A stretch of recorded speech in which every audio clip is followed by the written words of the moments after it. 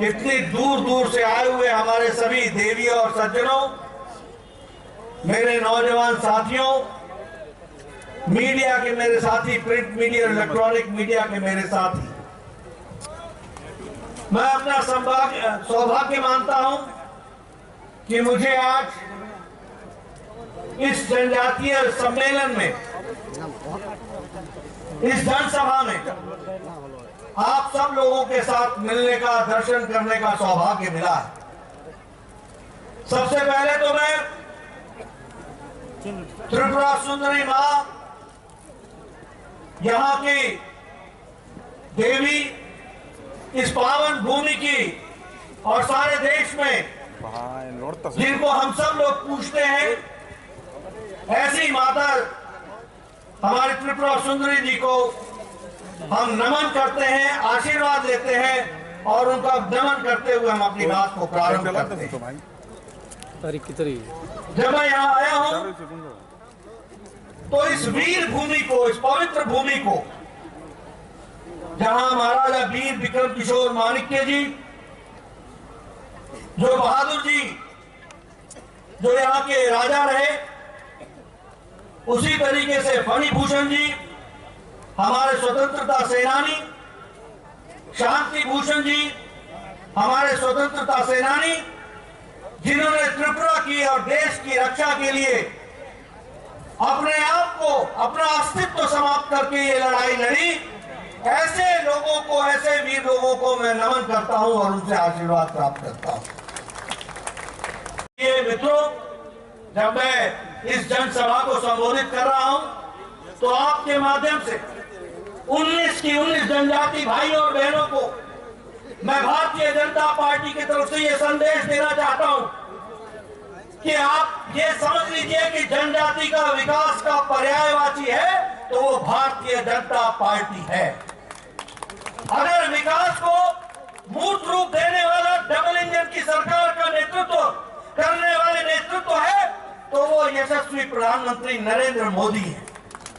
और उसी तरीके से यहाँ पर आपको डबल इंजन सरकार की प्रसाद को आप तक पहुंचाने का काम अगर कोई कर रहा है तो मानिक शाह, राजीव भट्टाचार्य, जिष्णुदेव, विप्लव देव और ये तमाम मंच पर बैठे हुए लोग आप तक उसको पहुंचाने का काम कर रहे हैं। इस बात को भी हमको ध्यान में रखना चाहिए। इसलिए इस धूप में आपका ज्यादा समय न लेता हुआ, मैं समझ सकता हूं कि आप कितने कष्ट में हैं।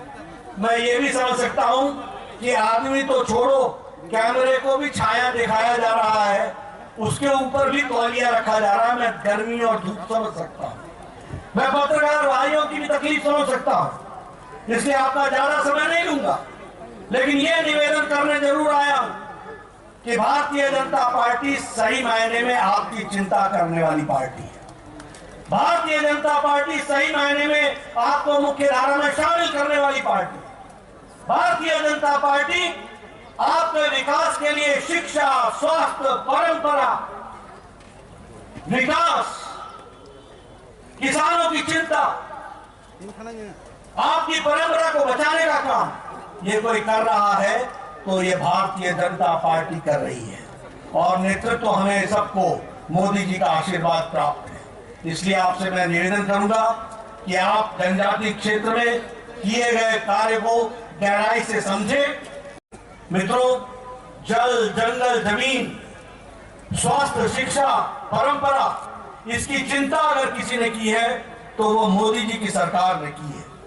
आज जनजाति के गौरव को बचाने के लिए जो जनजाति लोगों ने देश के लिए अपना योगदान किया है उसको एक तरीके से म्यूजियम के रूप में स्थापित करने का काम किया है। काशी गारो आंदोलन, बीजू आंदोलन, कौल आंदोलन, मणिपुर आंदोलन, दुर्गावती आंदोलन और रानी कमलावती का जो सैक्रिफाइस था, उनका जो योगदान था, इस पर म्यूजियम बना करके इसको भी काम में लाने का काम किया तो वो हमारी सरकार ने किया। मित्रों, अगर हम सीपीएम की सरकार की बात करें तो उन्होंने 25 साल में जनजातियों को हमेशा उपेक्षा की दृष्टि से देखा और ये महाराजा वीर विक्रम किशोर माणिक्य जी, बहादुर जी, इनके बारे में भी अगर कोई नेशनल एयरपोर्ट बना करके उनको इज्जत देने का काम किया तो वो भी प्रधानमंत्री मोदी जी ने किया है, ये भी हमको याद रखना। और 450 करोड़ रुपए खर्च करके नेशनल म्यूजियम बना, नेशनल एयरपोर्ट बनाया गया है।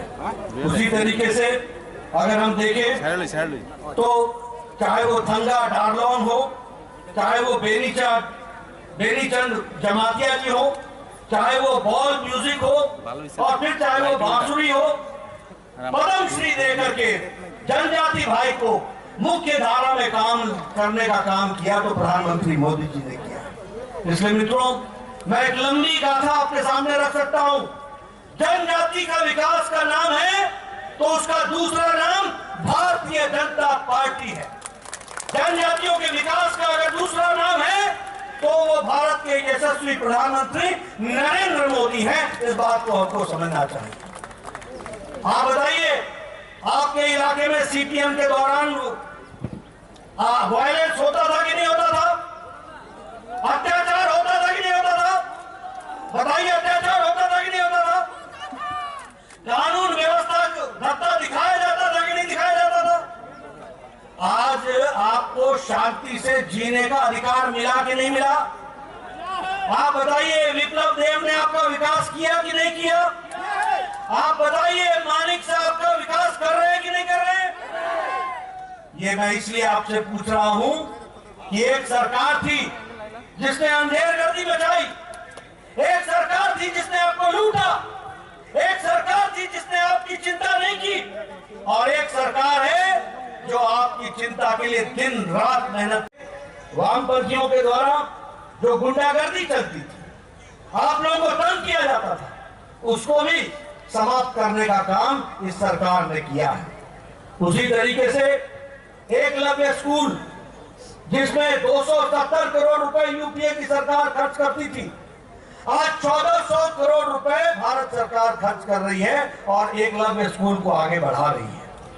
ट्राइबल स्टूडेंट पर एक एक्सपेंडिचर जहां 11,000 करोड़ रुपए था, मैं पत्रकार मित्रों से कहूंगा कि नोट कर लें, आज उन पर 42,000 करोड़ रुपए खर्च हो रहा है।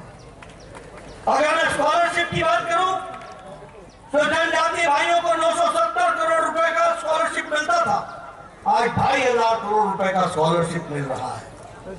जनजातीय उपयोजना जो 21,000 करोड़ की थी, वो आज 86,000 करोड़ रुपए हो गई। जल जीवन मिशन में अगर 6.5 करोड़ लोगों को पानी दिया जा रहा है तो 1 करोड़ 20 लाख जनजाति लोग हैं जिनको पानी जल का व्यवस्था की जा रही है। ये भी हमको ध्यान रखना चाहिए। आयुष्मान भारत में जहां 11 करोड़ परिवार को स्वास्थ्य की सुविधा मिल रही है, तो उसी 11 करोड़ में 50 लाख परिवार आदिवासी भाई हैं। ये भी हमको ध्यान रखना है। प्रधानमंत्री आवास योजना में अगर 1 करोड़ 70 लाख आवास आते हैं त्रिपुरा में, तो उसमें से 40 लाख आवास यहाँ पर हम आदर समेत उनको भी मैं नमन करता हूं। यह त्रिपुरा की भूमि जो विभिन्न जनजातियों से, लगभग 19 समुदायों से, 19 जनजातियों से त्रिपुरा प्रदेश एक तरीके से खुशहाल आगे बढ़ने वाला, अपनी आकांक्षाओं को पूरा करते हुए आगे बढ़ने का, पहले विप्लव देव जी और मानिक शाह जी के नेतृत्व में यह प्रदेश आगे बढ़ने के लिए जो आगे बढ़ा है, ऐसे पवित्र भूमि को जहां मैं नमन करता हूं, वहीं मैं जनजातीय समुदाय को भी नमन करता हूं और आशीर्वाद लेकर के अपनी बात को प्रारंभ करता हूं। हम भील जनजाति, भूटिया जनजाति, चकमा जनजाति, गारो जनजाति, जमातिया जनजाति और सभी 19 जनजातियों को भूल नहीं सकते हैं, क्योंकि उन्होंने त्रिपुरा की संस्कृति के साथ साथ भारत की संस्कृति की रक्षा के लिए मुख्य धारा में शामिल होकर के इस प्रदेश को और इस देश को आगे बढ़ाने में अपना योगदान किया है। वैसे ही जब मैं जनजातीय समुदाय की बात करता हूं तो हम लोग एक खूबी जनजातीय समुदाय के बारे में जानते हैं कि वह उनका चाहे जनजाति हो, चाहे उनका इलाका हो, चाहे उनका गांव हो, ये आत्मनिर्भर समाज की कल्पना, ये जनजातीय समाज की कल्पना से जुड़ा हुआ है।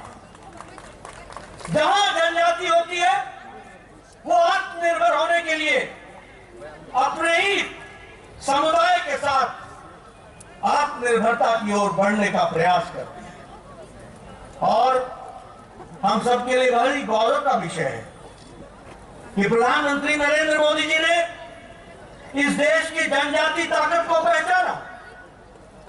भारत के यशस्वी मुख्यमंत्री ने व प्रधानमंत्री ने इस देश के जनजाति गौरव को पहचाना।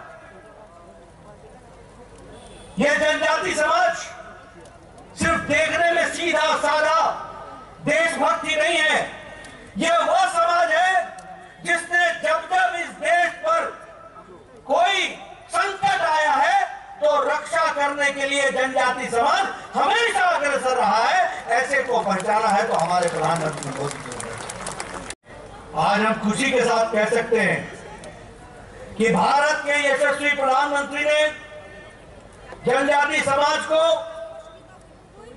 अमृतकाल के अवसर में 75 साल की आजादी के पश्चात भारत के सर्वोच्च पद पर अगर किसी को बैठाने का काम किया है तो वो जनजाति महिला आदरणीय श्रीमती द्रौपदी मुर्मू को वहां पर सुशोभित किया। देश के सर्वोच्च पद पर ये सबसे बड़ा सम्मान आजाद भारत में जनजाति समाज को और जनजाति समाज से निकली हुई साधारण परिवार से एक महिला जिन्होंने जीवन को कष्ट में जीते हुए भारत की मूल्य और भारत के मूल धारणाओं को अपने साथ समावेश करते हुए जीवन व्यतीत किया, ऐसे महान विभूति को भारत की राष्ट्रपति बनाने का काम यशस्वी प्रधानमंत्री ने किया और जनजाति समाज को एक स्थान देने का प्रयास हुआ है। उसी तरीके से मैं जब जनजाति समुदाय के साथियों से मिल रहा हूं तो मैं ये गौरव के साथ कह सकता हूं कि पहली बार भारत सरकार में इतना ज्यादा प्रतिनिधित्व सरकार में जनजाति समाज को दिया तो नरेंद्र मोदी जी ने दिया। आज एनडीए की सरकार में 8 ट्राइबल मिनिस्टर हैं और त्रिपुरा में 5 मंत्री ट्राइबल हैं और वो जनजाति समाज को रिप्रेजेंट करते हैं। ये आपको मैं इसलिए बता रहा हूं क्योंकि हमने जनजाति समाज को भारत की मुख्य धारा का पार्ट माना, अंश माना। और इसके साथ साथ मैं ये भी बोलना चाहता हूं कि भारत रत्न अटल बिहारी वाजपेयी थे, किसी ने सुध नहीं ली जनजातियों की, किसी ने इनकी चिंता नहीं की। अगर ट्राइबल मिनिस्ट्री, अगर जनजाति मंत्रालय जनजाति भाइयों के विकास के लिए किसी ने भी स्थापित किया तो वो भारत के भारत रत्न अटल बिहारी वाजपेयी जी प्रधानमंत्री थे जिन्होंने इसकी चिंता की। हमारे जनजाति क्षेत्र से संबंध रखने वाले आपकी तरह जमीन से निकले हुए अर्जुन मुंडा जी आज वो भी मंत्री के रूप में हम सब लोगों को जीवन में जनजाति समुदाय की चिंता कर रहे हैं। आज राष्ट्रीय tribal institute, national institute for tribals, इसकी स्थापना 75 साल बाद हुई है। यानी 75 साल में किसी सरकार को यह नहीं लगा कि नेशनल ट्राइबल इंस्टीट्यूट खुलना चाहिए, ये खोलने का काम भी किया तो वह मोदी जी ने किया और अमित शाह ने उसका उद्घाटन करके वह भी समर्पित किया है। ये भी हमको ध्यान रखना चाहिए। अगर मैं बात करूं, आज दिन तक जनजाति गौरव दिवस ही नहीं मनाया जाता था। जनजाति गौरव दिवस के बारे में कोई चिंता ही नहीं करता था। पिछले साल भारत के यशस्वी प्रधानमंत्री ने हमारे यहां 15 नवंबर को भगवान बिरसा मुंडा के जन्मदिन को वह जनजाति गौरव दिवस के रूप में मनाने का निर्णय लिया और जनजाति समुदाय को गौरव प्रदान करने का मौका दिया, तो इस सरकार ने किया। ये भी हमको ध्यान रखना है। आज मैं यहाँ आया हूँ तो मुझे ये घोषणा करते हुए भी अच्छा लगता है कि भारत सरकार ने arm forces special protection act लगभग 46-66% लोगों के स्थान से उसको हटा दिया है और आपको मुख्य धारा में जीने का एक मौका मिल रहा है। उसी तरीके से 27 सेंटर रिसर्च सेंटर जिसमें से सेंटर ऑफ एक्सलेंस है, वो विकास की कहानी कहते हैं। उसी तरीके से अगर हम देखें तो आज जनजाति भाइयों पर जो सीपीएम की सरकार में वायलेंस होता था, आज हम कह सकते हैं कि वह आक्रमण और वो वायलेंस, वो जो आपके ऊपर अत्याचार होता था, वह विप्लव देव की पूर्व सरकार में और माणिक साहब जी के नेतृत्व में अब समाप्त हो गया है। अब आप शांति से जी सकते हैं। इस तरीके की व्यवस्था